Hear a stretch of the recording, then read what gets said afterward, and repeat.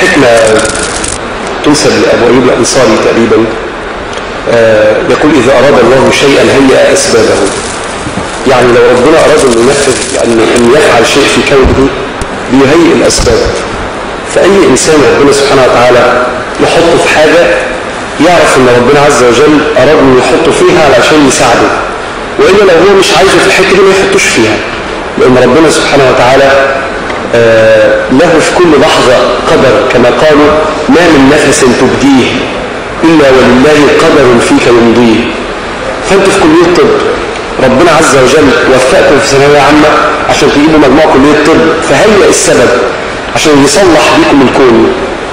فإن صح التعبير حضراتكم المفروض صفوة المجتمع، صفوة المجتمع، لأن صفوة المجتمع مش المنصب، ولا صفوة المجتمع علشان لقب الدكتور، صفوة المجتمع عشان المجتمع ده خلق كما قال رب العالمين هو الذي أنشأكم من الأرض واستعمركم فيها.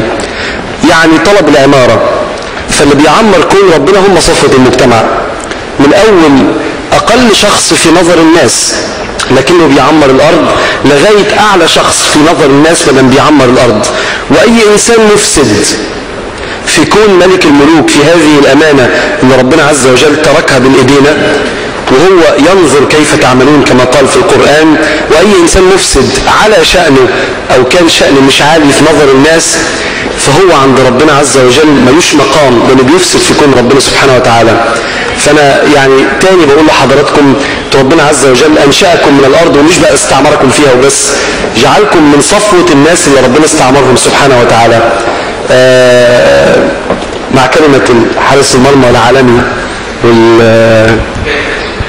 الكبير قوي وأحد كبار أعضاء حياة التدخين سيد الدكتور كابتن ابو السيد. اتفضل.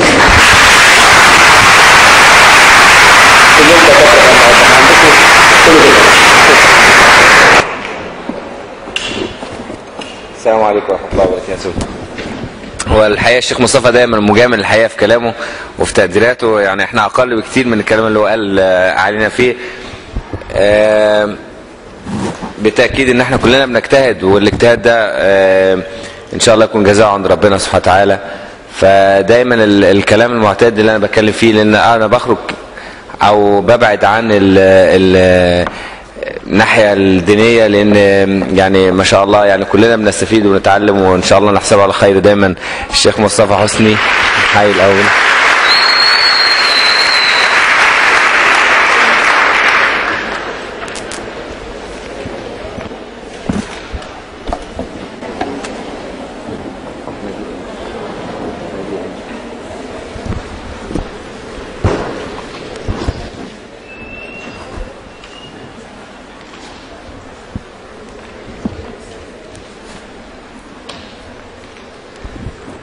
الحقيقة أنا قبل ما ابتدي كلامي، احنا طبعا انتم عارفينها أكتر مننا كمان. تحياتنا للدكتورة نادية الفقي وكيلة الكلية.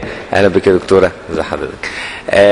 فالحقيقة طبعا أنا يمكن كان لينا زي ما انتم شفتوا في الرحلة بتاعتنا، وبداية الرحلة بتاعتنا هي أولا وأخيرا زي ما الشيخ مصطفى قال، إن هاخد آخر كلمة قالها، إن ربنا سبحانه وتعالى لما بيريد شيء في الكون بيهيئ الأسباب. فكنا احنا أسباب، ولو أسباب بسيطة بسيطة جدا، ان احنا نكون في تكوين الفريق. والحقيقة دايما حتى لما الدعوة جات لي من الأستاذة نسرين دبوس للمشاركة في الفريق، وكانت بتتكلم معايا بتقول لي انا بشكرك جدا يا كابتن نادر، ويعني انا بحكي لكم الحقيقه بكلام اخوي، يعني بشكرك جدا على وجودك. والحقيقه هي ست يعني انسانه مجامله جدا في كلامها، رغم ان احنا المفروض احنا كلنا اللي احنا نشكرها على وجودنا في فريق زي الفريق ده، لان هو ربنا سبحانه وتعالى خلقنا في الكون او خلقنا في الحياه، سواء في الناحيه الاجتماعيه او في الناحيه الدينيه او في الناحيه الاسريه، ان احنا لازم نكون جماعه. ما ينفعش ابدا اي تأثير ممكن يكون في الكون الا من خلال الجماعه. لو اي واحد فينا متخيل ان هو لوحده يقدر يعمل حاجه، يبقى هو انسان اناني، مش فاهم الحياه او مش فاهم اسلوب الحياه. لما جه الرسول صلى الله عليه وسلم يدعو للدين ما دعاش لوحده، انما دعا جماعه عشان من خلالها يدعو. ده هو الرسول صلى الله عليه وسلم اللي هو منزل من عند ربنا سبحانه وتعالى. فعلى جميع الاديان، انا ما بتكلمش على الدين الاسلامي بس، ففي نفس الموضوع اي فريق في الدنيا حتى فريق الكوره، يعني انا بتكلم على المجال بتاعي او على الفتره الطويله اللي انا قضيتها في حياتي. يمكن الكوره اتعلمت منها قبل ما اتعلم منها ككوره، وربنا سبحانه وتعالى انعم عليا واداني شهره واداني معرفه للناس، ويمكن خصني بالنعمه اللي ممكن ناس كتير جدا بتتمناها، نعمه معرفه الناس او حب الناس او الشهره. اتعلمت منها ان مش ممكن ابدا اعمل اي حاجه في الحياه الا من خلال الجماعه، من خلال الفريق، ايا كان الفريق ده بقى، فريق صغير فريق كبير، فريق فيه 10 فيه 20 فيه 30 فيه 100 فيه مليون، انما لازم يكون في فريق. ادعيكم ان احنا نتعاون مع بعض، وفي نفس الوقت كمان ان احنا بالتعاون بتاعنا دي نقدر نغير في المجتمع بتاعنا. والحقيقه يعني زي ما بقول لحضراتكم، لما قررنا او قلنا ان احنا عندنا مقابله مع طلبه كليه الطب، الحقيقه انا كنت حريص جدا ان انا اكون موجود فيها، لان انا عارف قد ايه التاثير بتاعكم على المجتمع. فلازم كل واحد فيكم يعرف قد ايه هو مؤثر على المجتمع، مؤثر علينا شخصيا. يعني انا كنادر لما جيت افكر واتكلم على طلبه كليه الطب، قد ايه انا عارف ان هم مؤثرين في المجتمع.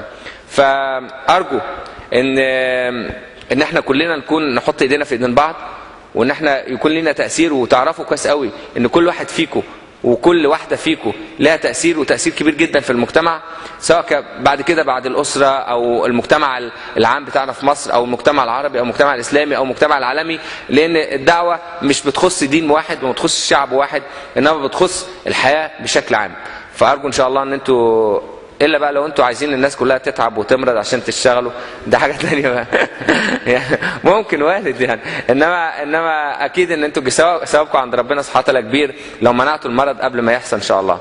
انا بشكركم جدا، بشكر كل المسؤولين الحقيقه على استضافتهم لينا هنا في الكليه.